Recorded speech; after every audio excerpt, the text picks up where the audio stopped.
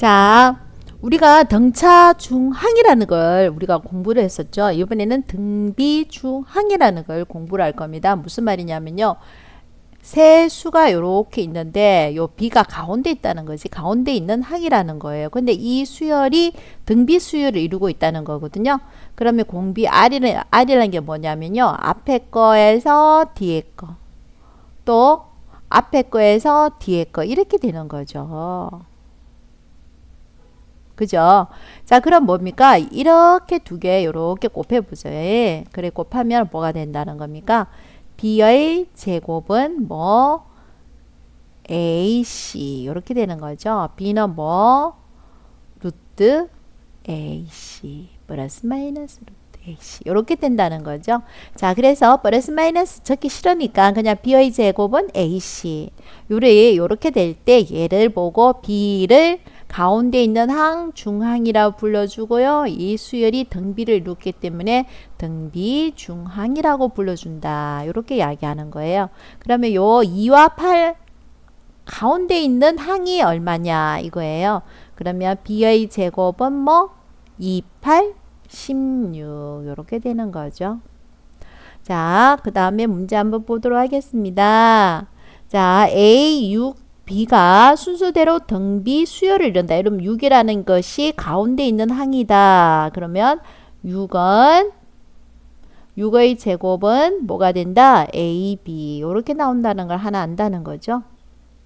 자, 그리고 A 플러스 B가 13이다. 그럴 때 A 제곱 플러스 B의 제곱. 마이, 우리 이거 뭐 이제는 척척 풀 수 있지. 얘는 곱셈의 변형 공식. 얘는 A 플러스 B의 제곱에 마이너스 2AB. 요라는 거죠.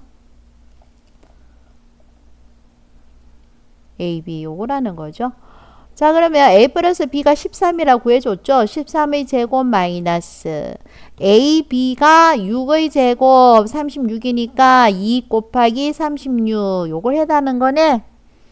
뭐 계산 쉽네. 계산 안 하고 있지 말고 계산 좀 해봐. 70이지? 그래서 얼마가 나온다고? 97이 된다는 거네요. 자, 문제 2번 한번 보도록 하겠습니다. 문제 2번입니다. 세 개의 양수를 넣어서 정체가 등비 뭐가 되게 한다. 수열이 되게 한다. 자, 그럼 적어볼게요. 선생님이 여기에서 2에 여기에 A, B, C 세 수를 넣는다는 거예요. 자, 그래서 수가 몇 개 나왔나요? 수가 몇 개? 수가 몇 개 나왔어요? 5개 나왔죠? 그러면 등비 중항으로 해도 상관없습니다. 그럼 뭐가 나옵니까? b의 제곱은 2 곱하기 162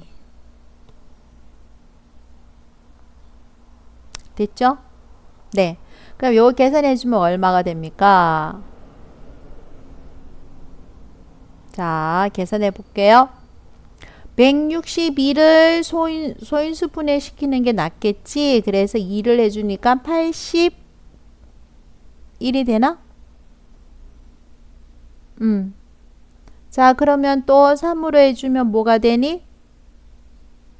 아, 99, 81이지? 자, 이렇게 적어볼게. 그럼 뭐가 되니? 2 곱하기 2 곱하기 9 곱하기 9지. 그럼 뭐의 제곱이 돼줘야 되니까 뭐가 되니? 2 곱하기 9의 제곱이 되는 거지. 그래서 B는 얼마가 되는 거예요? B는 18 이렇게 되는 거죠. 등비중항. 이게 등비중항의 개념이에요. 그죠? 자, B가 18이니까요. 자, A는 얼마가 됩니까? 또 그대로 해주면 되겠네요. A의 제곱은 2 곱하기 18. 자, 2 곱하기 2 곱하기 3 곱하기 3인가요? 그러면 얘는 뭐의 제곱이 되는 거예요?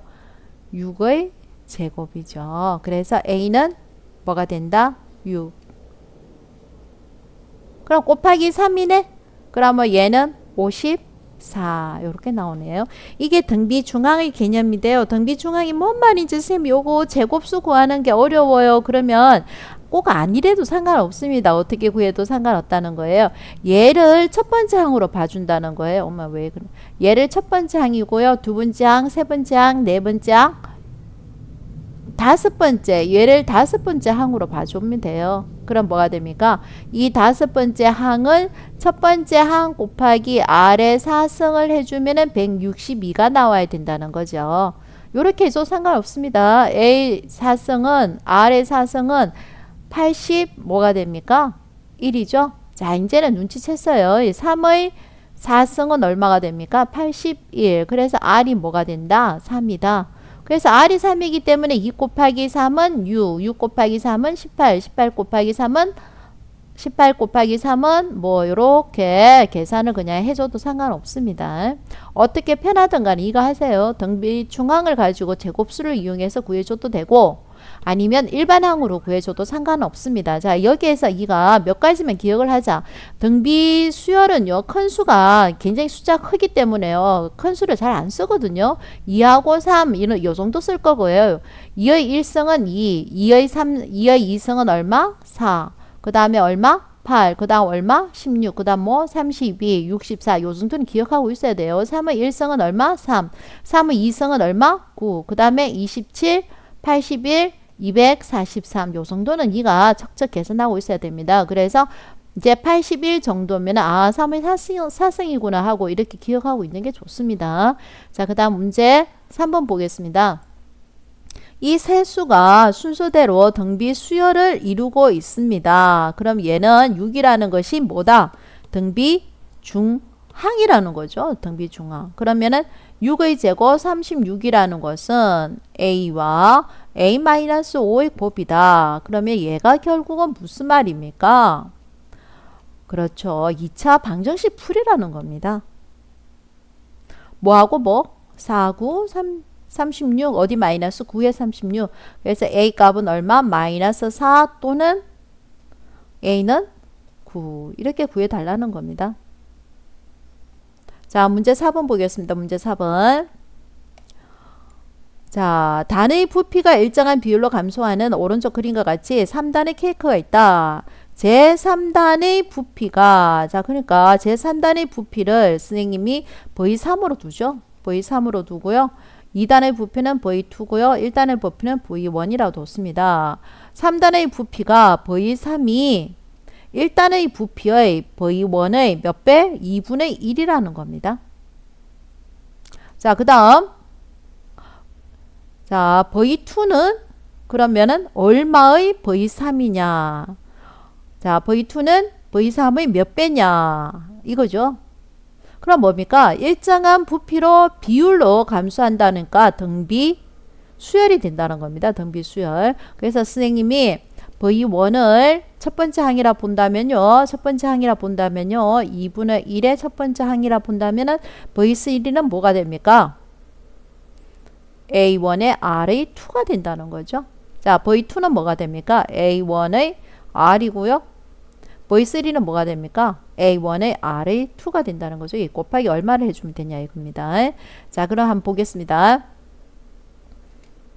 A1 약분의 없어졌지 않습니까? 그럼 R의 제곱이 2분의 1이니까 R은 뭡니까? 루트 2분의 1이라는 거예요. 됐죠? 예. 자, 양수밖에 안 나옵니다. 그럼 얘도 얘가 약분해 주고요. 그럼 얘는 뭡니까? 루트 2분의 1이고요. R의 제곱은 뭐가 됩니까? 2분의 1이죠. 얘 곱하기 뭐 해줘야 루트 2분의 1이 나오냐 이거죠. 당연히 뭐가 됩니까? 루트 2가 되겠죠. 왜냐하면 루트 2는요. 루트 2 곱하기 루트 2니까요. 자, 그래서 몇 배가 되는 겁니까? 루트 2배가 된다. 이렇게 적는 겁니다.